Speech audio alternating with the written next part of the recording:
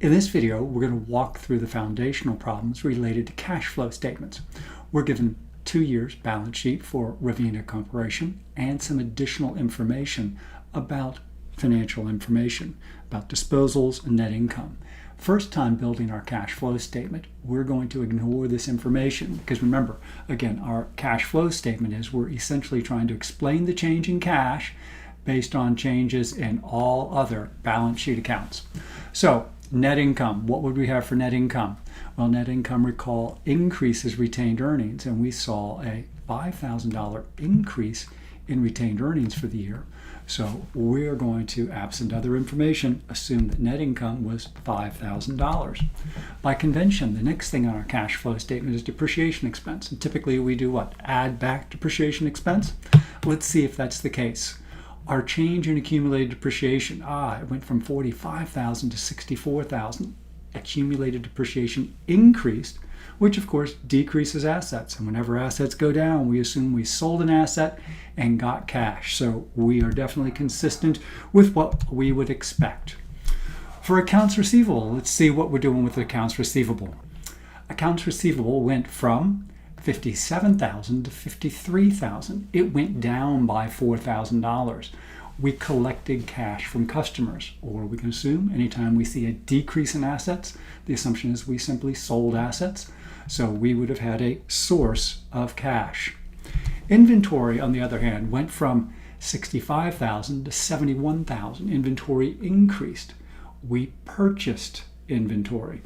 Whenever assets go up, cash goes down. So let's pick up the decrease in cash. Next asset we're going to want to pick up, let's go down to accounts payable. Accounts payable went from $74,000 at the beginning of the year to $41,000. Obviously we did what? We repaid our vendors. Liabilities go down, cash goes down. So let's pick up that decrease in cash. Income taxes payable. At the end of the last year, we owed $39,000. Now we're owing $32,000. Our liabilities go down. We had a use of cash. So let's pick up that use of cash. All right, let's go down to our investing activities. Right now, we are just going to deal with, let's see what happened to plant, property, equipment. It went from $182 to $192. So we would have assumed we had a purchase of plant, property, equipment. And again, assets go up. We are assuming we did what? Purchase plant, property, equipment with cash, and cash goes down. We're going to ignore the sale of plant, property, equipment for now. Let's move down to our common stock. What went on with common stock? Common stock went from 78 to 81. We did what? We issued new common stock, so we got cash. So let's pick up that $3,000 in cash coming in. Our bonds payable went from 65 to 78. Someone lent us more money. We got cash. So let's pick up that increase in cash. All right, we've picked up all the changes in our balance sheet. So let's calculate our change in cash. And starting off, we would have had a total for financing cash flows of $16,000. We've got investing cash flows of minus $10,000. We've got total operating cash flows of $18,500 cash outflow. So our change in cash is $12,500, which agrees with our change up here. The last thing we want to do, though, is pick up our beginning and ending cash to finish off this reconciliation. Our beginning of the year cash was $76,900. If we add that $76,000, take that $76,900 and subtract the $12,000, we do indeed get, let's make sure it's that ending cash balance. And sure enough, it's the $64,400. All right, now we're going to take a look at some of the additional information that we were provided in the problem. First, we're told that we had $78,500 in cash dividends. How do we make use of that information? Let's go to our statement of retained earnings, which would have been what? Beginning retained earnings. There's the 79 plus net income minus dividends equals ending retained earnings, $84,000. And up till now, we said that was a $5,000 for net income. But wait a minute, the change was $5,000, and just now we are told that we paid what? $7,800 in dividends. That means net income had to be the $5,000 increased by the amount we paid in dividends. So net income wasn't $5,000, but rather net income was $12,800. Ooh, if I do that though, my change in cash no longer works. But just a second, we increased net income by $7,800. We have not yet recorded the dividends, $7,800, as a financing cash outflow. And once again, our cash flow statement does what? It balances. So let's go ahead and see what we can make use of next.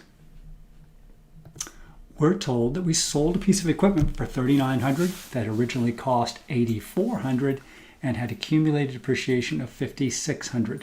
We're going to do a process just like we did with retained earnings, but we're going to do that for equipment and accumulated depreciation. We've got our beginning balances, our ending balances, and our change. With respect to plant, property, and equipment, we assume that that change in plant, property, and equipment of $10,000 was the purchase. For accumulated depreciation, we had the beginning, we had the end, and we had the change of $18,500, and we assumed that was the depreciation expense. Let's take a look at the journal entry we would record on the disposal of our plant, property, and equipment. We need to record the increase in cash, and we need to take the equipment and the accumulated depreciation off of our books. And here's our basic journal entry. We got $3,900 in cash. We took the equipment off our books. It had cost us $8,400. We need to credit equipment. We need to take the accumulated depreciation off our books. Now notice one thing.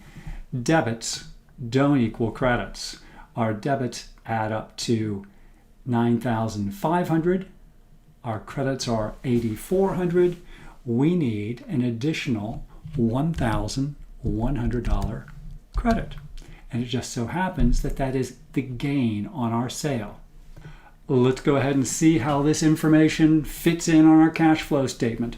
Oh, notice we just got $3,900 in cash from selling equipment. So let's put that $3,900, right? That $3,900 on our cash flow statement right there. There's our $3,900 cash for the sale of equipment. And of course, we know that suddenly our cash flow statement no longer balances, which isn't surprising because we increased it by $3,900. Let's make use of this additional information. Again, we have to take for our purchases, we did what? We thought 10,000 in equipment, but we were told we sold 8,400. We had a disposal of 8,400, which would have decreased equipment, which means that our purchases weren't 10,000, but our purchases were the 10,000 increased by the amount of the disposal. Our actual purchases were 18,400.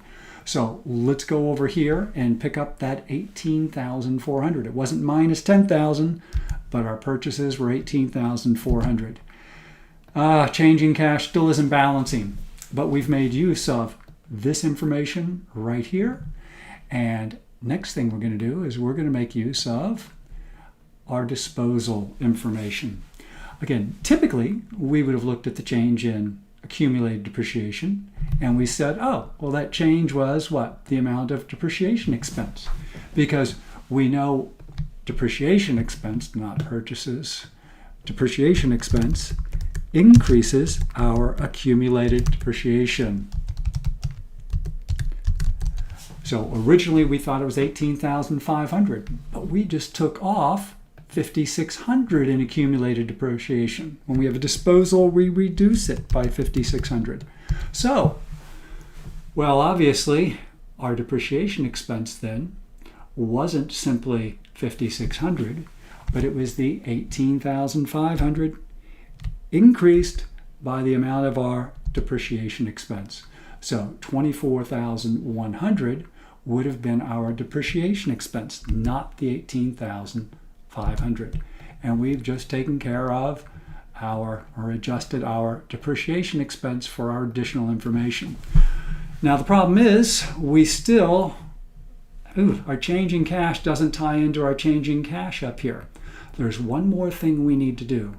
Recall our gain on the sale, our gain would increase net income. So that gain is part of this 12,800. Does it have anything to do with operations?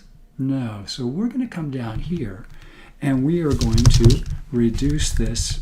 We're going to deduct the gain on disposal.